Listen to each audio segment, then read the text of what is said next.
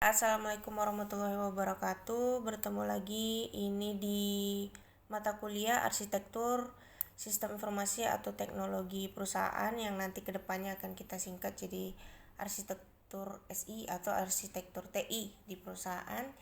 Ya, jadi untuk pertemuan kedua ini yang akan kita bahas poin besarnya adalah pengertian dari arsitektur TI dan SI di dalam organisasi. SI-nya adalah sistem informasi dan TI-nya adalah teknologi informasi yang nantinya kedepannya akan kita singkat ya jadi SI-TI aja supaya lebih mudah dimengerti dan lebih cepat. Apa itu arsitektur teknologi informasi atau arsitektur TI? Nah, jadi ini merupakan struktur atau rancangan yang biasanya mendasari bagaimana sistem teknologi ini diterapkan dalam suatu organisasi atau perusahaan. Jadi secara umumnya arsitektur TI ini dia mencakup beberapa elemen penting di perusahaan seperti nanti di dalamnya ada hardware, ada software, networking, sama database management. Ya, jadi di dalam dunia bisnis modern itu keberadaan si arsitektur TI ini sangat penting karena dia perannya sebagai fondasi utama untuk mendukung proses bisnis dan inovasi teknologi di sebuah perusahaan atau organisasi ya. Jadi sebuah sistem TI ini biasanya dirancang untuk memungkinkan perusahaan supaya nantinya perusahaan itu bisa meningkatkan efisiensi operasional seperti mempercepat pengambilan keputusan berbasis data dan meningkatkan daya saing di pasaran. Jadi sebagai contoh nyatanya, kita bisa melihat implementasi arsitektur TI misalnya pada perusahaan perbankan. Jadi bank besar itu biasanya menggunakan sistem TI yang kompleks untuk mengelola transaksi keuangan, keamanan data nasabah, serta koneksi antara kantor pusat, kantor cabang, dan layanan perbankan digital lainnya. Contohnya seperti mobile banking atau ATM ya. Jadi sistem-sistem ini melibatkan infrastruktur jaringan yang kuat serta database yang biasanya terdistribusi. Jadi aplikasinya ini bisa menangani jutaan transaksi setiap hari. Nah, pada gambar ini kita bisa lihat ya contoh dari arsitektur sistem informasi di suatu perusahaan. Ini di bagian atas ini kalian bisa lihat ada kantor pusat yang biasanya memiliki IBM mainframe, yaitu komputer yang kinerjanya tuh lebih tinggi dan fungsinya itu sebagai pusat pemrosesan utama. Nah, di sana ya. Jadi mainframe ini terhubung dengan basis data perusahaan yang mana dia ini akan nantinya menyimpan informasi penting seperti transaksi, data pelanggan atau laporan bisnis dan lain-lain ya. Jadi di sini juga terdapat ada jaringan lokal atau LAN ya, yang mana nanti ini yang akan menghubungkan berbagai divisi seperti divisi keuangan, produksi atau pemasaran. Jadi setiap divisi ini punya basis data yang mana mereka bisa mengakses dan mengelola informasi secara spesifik ya sesuai kebutuhan mereka. Dan sistem ini juga akan memastikan bahwa data yang dapat diakses ini cepat dan akurat tanpa mengganggu proses bisnis lainnya. Terus di sini juga menunjukkan koneksi dari kantor cabang A ke pabrik. Jadi masing-masing punya PC server dan beberapa komputer klien ya berarti. Jadi komunikasi antara kantor pusat dan kantor cabangnya itu dilakukan melalui jalur telepon kalau di sini ya, yang dapat berupa jaringan line, VPN atau koneksi internet lainnya yang aman pokoknya. Jadi dengan sistem ini kantor cabangnya itu bisa mengakses data dari kantor pusat secara real time dan berkontribusi di kelancaran operasional perusahaan. Lanjut kita beralih ke sistem informasi ya. Jadi apa itu pengertian dan komponen dari sistem informasi itu apa? Sebelumnya sistem informasi itu apa? Itu adalah kombinasi dari teknologi, manusia dan proses yang digunakan untuk mengumpulkan, menyimpan, mengelola dan menganalisis informasi dalam suatu perusahaan. Jadi dengan adanya sistem informasi yang baik, perusahaan dapat mengotomatisasi tugas-tugas bisnis, meningkatkan efisiensi operasional serta membantu dalam pengambilan keputusan yang lebih cepat dan lebih valid ya atau akurat. Sebagai contoh, perusahaan-perusahaan besar itu biasanya bergantung pada sistem informasi untuk menjalankan operasional mereka, mulai dari manajemen keuangan sampai layanan pelanggan yang berbasis data ya, contohnya seperti Google, Amazon ya, atau bank, perbankan, ada bank BCA dan segala macam ya. Jadi komponen dari sistem informasi itu ada banyak ya, sesuai yang kalian lihat di gambar itu.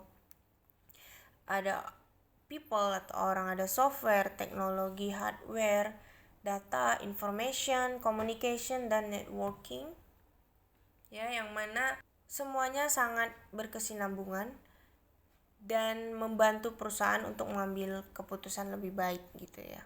Dengan pemanfaatan sistem informasi ini, perusahaan tuh bisa mengoptimalkan sumber daya yang mereka punya, bisa meningkatkan daya saing juga, serta pelayanan yang diberikan itu lebih cepat dan lebih baik ke pelanggan. Mungkin untuk contoh sistem informasi ya di dalam perusahaan itu biasanya kalau kalian pernah dengar ada ERP, Enterprise Resource Planning atau CRM, ada Customer Relationship Management.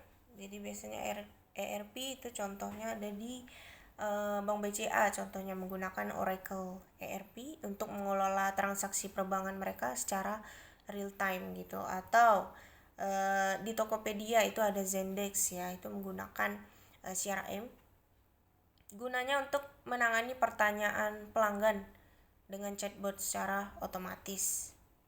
Lanjut, ada perbedaan arsitektur TI dan SI di sini. Jadi ini adalah perbedaan mendasar antara keduanya, yang ada beberapa aspek ya yang membedakan mereka. Ada fokus, tujuan, elemen utama, dan lingkupnya. Untuk fokusnya, si TI ini fokusnya pada teknologi itu sendiri yang mencangkup beberapa perangkat keras, terus perangkat lunak, ada jaringan, dan biasanya TI ini lebih menitik beratkan pada bagaimana teknologi tersebut itu dibangun dan dikembangkan untuk keperluan bisnis gitu. Kalau si SI lebih luas cakupannya ya, karena enggak hanya melibatkan teknologi tetapi juga melibatkan manusia dan proses bisnis yang biasanya mendukung pengelolaan informasi. Oke. Untuk tujuannya, kalau TI bertujuan untuk memungkinkan pengolahan dan penyimpanan data dengan bantuan perangkat keras dan perangkat lunak. Contohnya ada penyimpanan data di server atau penggunaan software untuk analisis data. Kalau CSI bertujuan untuk mengelola informasi yang mana mendukung pengambilan keputusan untuk organisasi atau perusahaan. Misalnya sistem informasi ini membantu pimpinan untuk menganalisis laporan keuangan mungkin, atau sistem CRM atau Customer Relationship Management digunakan untuk meningkatkan layanan ke pelanggan. Terus untuk elemen utamanya, untuk TI itu terdiri dari infrastruktur teknis, contohnya seperti komputer, server, jaringan internet, atau sistem operasi ya, serta perangkat lunak yang digunakan untuk menjalankan sistemnya. Kalau si sistem informasi ini biasanya memiliki cakupan yang lebih luas karena melibatkan proses bisnis, data, teknologi, dan manusia ya, seperti yang telah disebutkan sebelumnya. Dengan kata lain, biasanya si SI ini hanya bergantung pada teknologi, tetapi tidak hanya bergantung pada teknologi, tapi juga bagaimana manusia menggunakannya untuk mengelola informasi dan menjalankan proses bisnis gitu. Untuk yang terakhir itu ada lingkupnya. Jadi kalau untuk TI itu hanya mencakup teknologi saja.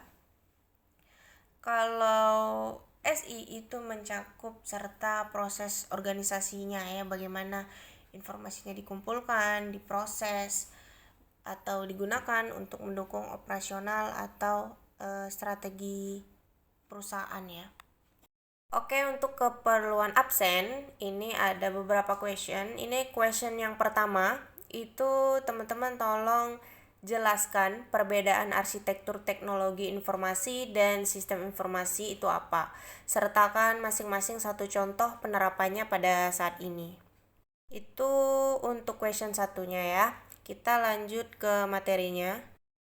Ada peran arsitekturnya. Jadi di sini ada dua. Saya golongkan jadi peran teknologi informasi sama peran sistem informasinya.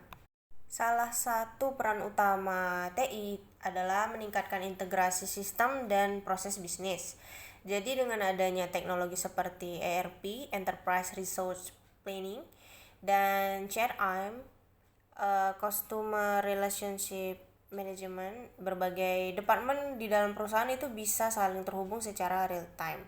Jadi hal ini itu memungkinkan aliran datanya itu lebih cepat dan pengambilan keputusannya lebih akurat, serta efisiensi operasionalnya tuh lebih valid ya, lebih baik.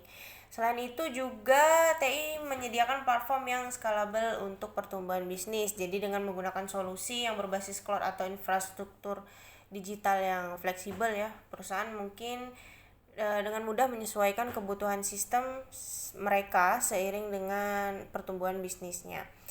Lalu ada mendukung inovasi dan digitalisasi. Jadi transformasi digital memungkinkan perusahaan itu bisa menciptakan produk dan layanan baru yang lebih sesuai dengan kebutuhan si pelanggan. Misalnya penggunaan AI mungkin atau IoT dan analitik data bisa memberikan wawasan yang mendalam tentang perilaku si pelanggan, sehingga bisnisnya itu bisa menawarkan pengalaman yang lebih personal dan relevan gitu.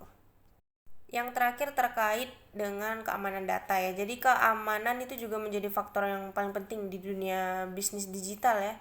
Jadi TI itu berperan untuk meningkatkan keamanan data dan sistem, yang mana dengan dengan meningkatnya ancaman cyber, perusahaan itu sangat butuh sistem keamanan yang kuat seperti enkripsi data atau autentikasi multifaktor mungkin, serta pemantauan ancaman secara otomatis ya. Jadi perlindungan data ini perlindungan yang baik itu tidak hanya melindungi bisnis dari resiko kebocoran informasi, tapi juga harus mampu membangun kepercayaan si pelanggan.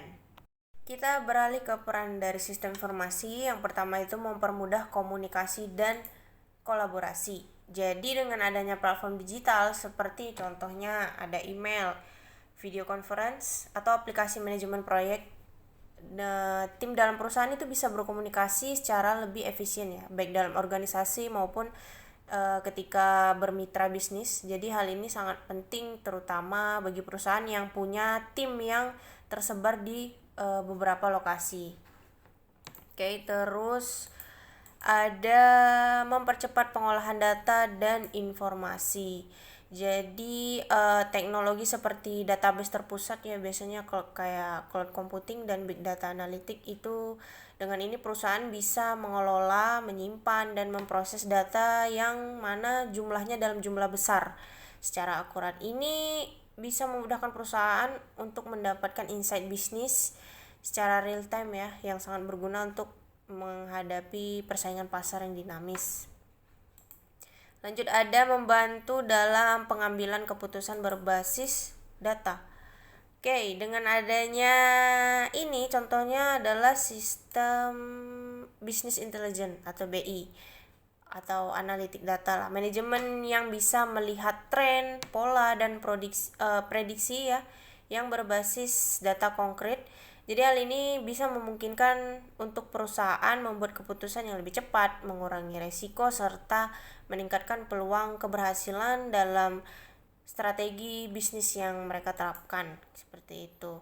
Lanjut membantu dalam pengambilan keputusan berbasis data, ini tadi udah ya. Lanjut meningkatkan efisiensi operasional dan produktivitas.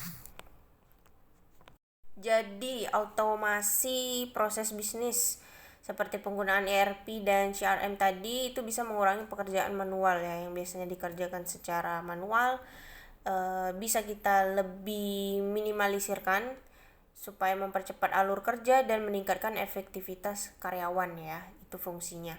Jadi dengan sistem yang lebih efisien, perusahaan nantinya dapat menghemat waktu, bisa menghemat biaya, dan mereka lebih bisa fokus lah untuk inovasi dan pengembangan bisnis mereka. Lanjut lagi di jenis-jenis sistem informasi. Nah, jadi ini adalah representasi dari kerangka arsitektur SITI yang terintegrasi, di mana setiap sistem berperan sesuai kebutuhan hierarki perusahaan mulai dari operasional hingga strategis. Jadi jenis-jenis sistem informasi ini nanti akan diklasifikasikan berdasarkan level organisasinya. Yang pertama ini kalian bisa lihat di sini ada Transaction Processing System atau disingkat dengan TPS. Biasanya beroperasi di level operasional untuk menangani transaksi harian, contohnya untuk penjualan dan penggajian ya. Terus contohnya itu ada sistem kasir atau sistem inventaris. Lanjut yang kedua ada Management Information System atau MIS, disingkat MIS, berfungsi di level manajerial untuk menyediakan laporan terstruktur yang digunakan sebagai pengambilan keputusan rutin, contohnya ada laporan keuangan bulanan. Lanjut yang ketiga ada Decision Support System atau DSS. Ini mendukung level manajerial atau strategis, biasanya untuk membantu analisis data kompleks untuk keputusan semi terstruktur. Contohnya adalah prediksi tren pasar menggunakan data historis contohnya. Yang keempat itu ada Executive Support System atau ESS. Biasanya untuk level eksekutif atau strategis ya yang di atas untuk menyajikan informasi makro dan prediksi jangka panjang. Contohnya dashboard kinerja perusahaan. Nah, jadi beberapa sistem pendukung aktivitas perusahaan lainnya itu ada OAS. Biasanya contohnya itu adalah email dan dokumen digital untuk fungsinya itu untuk mendukung pekerjaan administratif. Lanjut ada Knowledge Work System atau disingkat jadi KWS. Fungsinya untuk memfasilitasi pekerja berbasis pengetahuan. Contohnya ada desain grafis dan rekayasa perangkat lunak. Yang terakhir itu ada Information System Management. Fungsinya untuk mengelola infrastruktur TI ya secara holistik, termasuk keamanan dan integrasi sistem. Kita masuk ke konsep dasar IA. IA itu EA ya. EA itu adalah Enterprise Architecture. Jadi dalam bahasa Inggris arsitektur STI perusahaan itu termasuk dalam ruang lingkupnya si EA ini atau Enterprise Architecture. Nah, jadi ini merupakan gambar yang mana interaksi antara arsitek dengan si sistem dan para pemangku kepentingan atau stakeholder ya. Kita nyebutnya stakeholder dalam konteks arsitektur sistem SITI ya di sebuah perusahaan. EA atau Enterprise Architecture ya, selanjutnya akan kita singkat jadi EA. Itu biasanya perannya itu untuk sebagai kerangka kerja yang mana menghubungkan berbagai elemen dalam organisasi mulai dari strategi bisnisnya, prosesnya, teknologi sampai implementasi sistemnya. Jadi seperti yang digambar, arsitek sistem ini bertanggung jawab untuk membangun model dan melakukan analisis guna menghasilkan berbagai pandangan atau view ya terkait sistem. Jadi nanti pandangan ini kemudian disajikan dalam bentuk presentasi yang dapat dipahami oleh stakeholder. Jadi di gambar itu ada model yang mana arsitek itu nanti membuat model berdasarkan analisis kebutuhan bisnis dan teknologi. Jadi model ini mencerminkan bagaimana si sistem itu berfungsi dan berinteraksi di dalam perusahaan. Lanjut ada view dan presentation ya. Ini hasil dari model dan analisisnya yang diubah menjadi view yang lebih mudah dipahami. Jadi informasi ini kemudian nantinya akan dipresentasikan kepada stakeholder dalam berbagai bentuk seperti bisa dokumen, bisa laporan atau visualisasi diagram ya. Lanjut ada stakeholder dan viewpoint. Viewpoint ya, ada stakeholder di sini biasanya ini para pemangku kepentingan yang memiliki kepentingan di kepentingan yang berbeda di dalam sistem. Jadi stakeholder ini bisa berupa manajer, tim IT atau pengguna akhir ya atau user atau pihak lain lah pokoknya yang berkepentingan di dalam sistem. Kalau viewpoint itu di dalam gambar ini menunjukkan bagaimana setiap kelompok di stakeholder itu melihat informasi yang relevan buat mereka. Lanjut ada di bawah analisis question. Jadi ini adalah pertanyaan analisis ya, yang mana Stakeholder itu nanti bisa memberikan feedback atau umpan balik atau mengajukan pertanyaan analisis terhadap presentasi yang sudah diberikan. Jadi nanti proses ini membantu dalam pengambilan keputusan dan perbaikan desain sistemnya. Jadi kesimpulannya adalah IE-nya ini berfungsi sebagai jembatan antara strategi bisnis dan implementasi teknologi di dalam sebuah perusahaan. Jadi menggunakan pendekatan ini, perusahaan itu diharapkan bisa lebih efektif ketika merancang, mengelola, atau mengoptimalkan sistem informasi yang sesuai dengan kebutuhan bisnisnya mereka. Digambarkan melalui interaksi ini supaya jelas antara arsitek sistemnya dan stakeholder. Jadi untuk memastikanlah bahwa pengembangan sistemnya itu berjalan selaras dengan tujuan strategis organisasi serta bisa diterima dan dipahami oleh semua pihak yang berkepentingan dan terkait. Lanjut ya, ada proses EA. Jadi ini merupakan gambar siklus iteratif dalam pengelolaan arsitektur sistem yang disebut sebagai arsitektur proses. Nah, jadi proses ini menggambarkan bagaimana si AI itu dikembangkan, digunakan, dan dikelola secara berkelanjutan dalam organisasi. Jadi proses ini terdiri dari 4 tahap utama yang mana saling berhubungan dan membentuk siklus. Yang pertama itu ada ide ya. Ini merupakan tahap awal di mana gagasan tentang arsitektur sistem itu dikembangkan. Jadi ide dapat dituangkan dalam berbagai media sederhana, contohnya di whiteboard atau PowerPoint ya, sebelum berlanjut ke tahap yang nantinya lebih formal. Lanjut ada desain atau perancangan. Jadi ide yang tadi sudah dikembangkan kemudian diterjemahkan ke dalam model formal dan analisis. Jadi model ini mencakup desain sistem, arsitektur informasi, proses bisnis, serta teknologi yang nantinya akan digunakan. Lanjut ada use atau pemanfaatan. Setelah perancangan selesai, nanti sistem digunakan dalam organisasi itu bagaimana. Jadi melibatkan visualisasi untuk berbagai stakeholder supaya mereka bisa mengerti dan menggunakan arsitektur yang sudah dirancang. Jadi tahap ini juga memastikan adanya keterkaitan antara arsitektur dengan implementasi nyatanya di dalam organisasi atau perusahaan. Lanjut yang terakhir ada manajemen. Jadi ini tahap dimana setelah sistemnya diimplementasikan, arsitekturnya itu masih perlu dikelola, diperbarui, dan di maintenance ya atau dipelihara supaya tetap relevan. Dan ini melibatkan maintenance serta version control untuk mastiin gimana sistemnya tetap berjalan dengan baik dan bisa berkembang sesuai kebutuhan bisnisnya. Kita lanjut, ada faktor internal pendorong IE.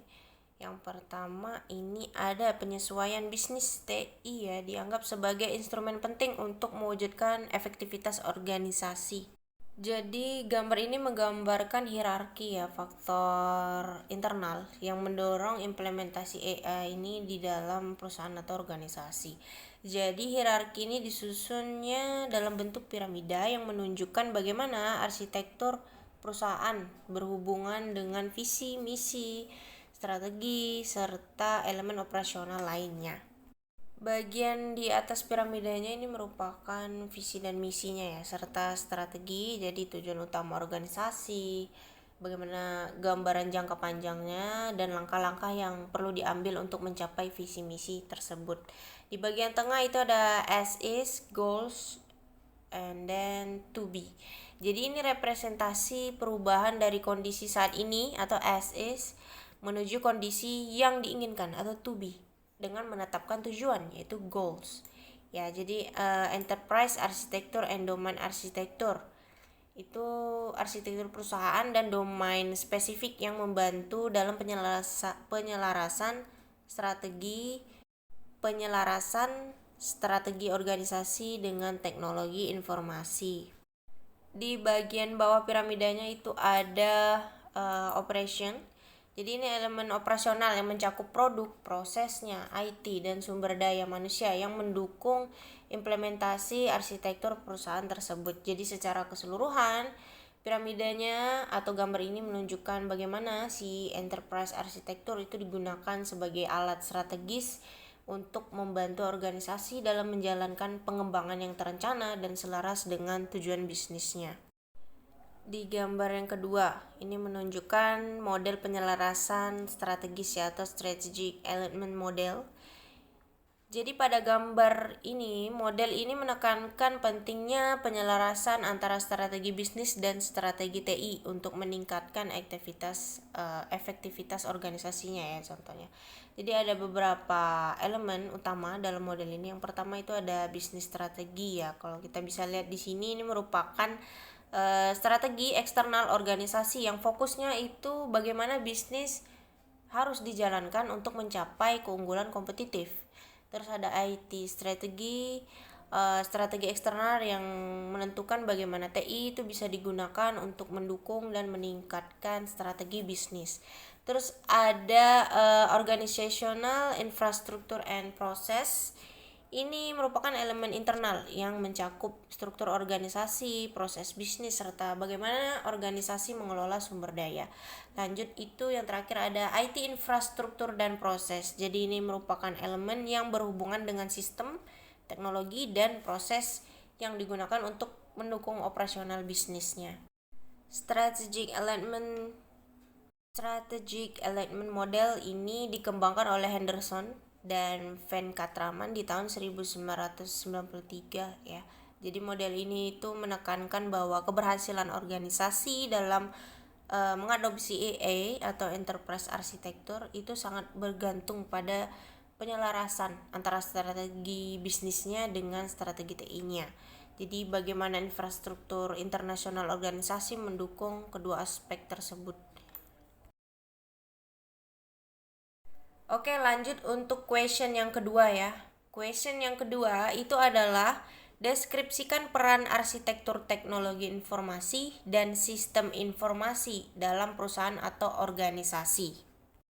Oke, lanjut ke faktor eksternal pendorong IA. Jadi framework pengaturan menuntut agar perusahaan dan institusi pemerintah bisa membuktikan bahwa mereka memiliki pandangan yang jelas terhadap operasi mereka dan bahwa mereka telah mematuhi hukum yang berlaku.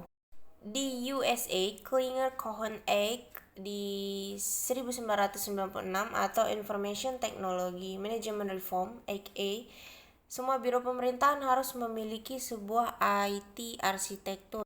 Jadi ini adalah undang-undang yang dibuat untuk meningkatkan pengelolaan teknologi informasi di sektor publik dengan tujuan meningkatkan efisiensi, efektivitas, dan akuntabilitas dalam penggunaan teknologi informasi oleh pemerintah federal. Jadi dampaknya seluruh lembaga pemerintahan itu harus memastikan bahwa investasi TI mereka mendukung tujuan bisnis serta sesuai dengan standar arsitektur TI yang setelah ditetapkan. Lalu ada framework Basel II di tahun 2004 menempatkan kebutuhan pada organisasi perbankan untuk memperhatikan financial risk management untuk mendorong stabilitas di dunia keuangan. Framework ini menempatkan kewajiban bagi bank dan lembaga keuangan untuk mengidentifikasi, mengukur, dan mengelola risiko keuangan ya dengan lebih baik. Gunanya untuk memastikan stabilitas sistem keuangan global itu lancar dan semakin baik.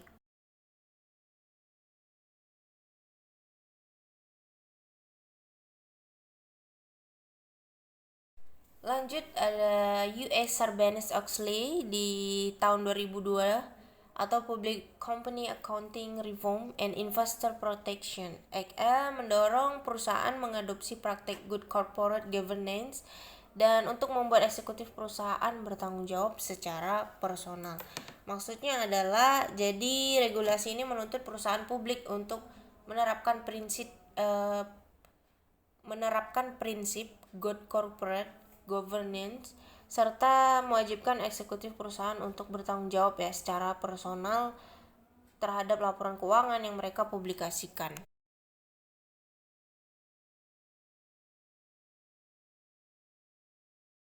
Jadi kenapa kita membahas poin ini? Karena poin ini merupakan sesuatu yang menunjukkan bahwa IE atau Enterprise Architecture ini memainkan peran penting dalam membantu organisasi memenuhi kepatuhan terhadap regulasi dengan menyediakan sistem TI yang aman, transparan, dan terintegrasi guna mendukung pelaporan yang akurat dan dapat diaudit ya.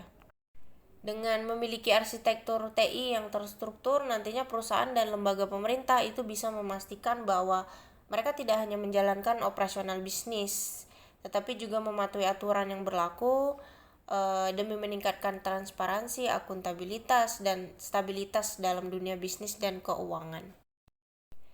Baik, jadi mungkin sekian dulu paparan untuk pertemuan kedua mata kuliah arsitektur SITI perusahaan.